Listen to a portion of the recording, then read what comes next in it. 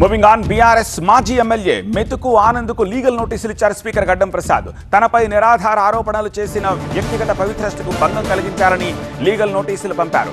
మానసికంగా క్షోభ పెట్టినందుకు 10 కోట్ల రూపాయల నష్టపరిహారం చెల్లించడంతో పాటుగా వారం రోజుల్లో బహిరంగంగా క్షమాపణలు చెప్పాలని డిమాండ్ చేశారు. లేకపోతే చట్ట ప్రకారం చర్యలు తీసుకుంటామని హెచ్చరించారు.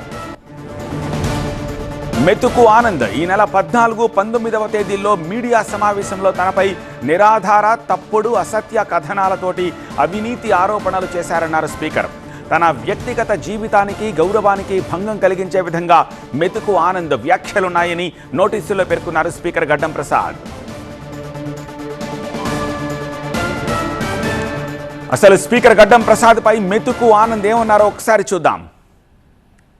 ఒక సామాజిక వర్గాన్ని పూర్తిగా భూస్థాపితం చేయడానికి నువ్వు కంకణం కట్టుకున్నావంట చెప్తున్నావంట. అక్కడక్కడ మోమిన్పేటలో ఒక సామాజిక వర్గం ఆయన ఆయన సొంత డబ్బులు ఖర్చు పెట్టుకొని పని చేసుకుంటూ పోతే ఆయనను కూడా ఎట్టి పరిస్థితుల లోపల రాజకీయంగా ఎదగనీయను అని చెప్పి చెప్తున్నావంట.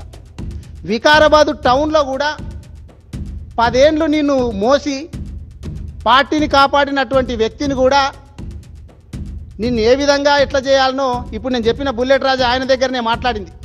ఏ విధంగా ఎట్లా చేయాలనో మీ సామాజిక వర్గాన్ని నాకు తెలుసు, మిమ్ములను తొక్కేదాకా నేను వదలను అని చెప్పి వికారాబాదు టౌన్లో కూడా మాట్లాడుతుందంట. అంటే ఒక సామాజిక వర్గం అంటే నీకు ఇంత కక్ష ఎందుకు?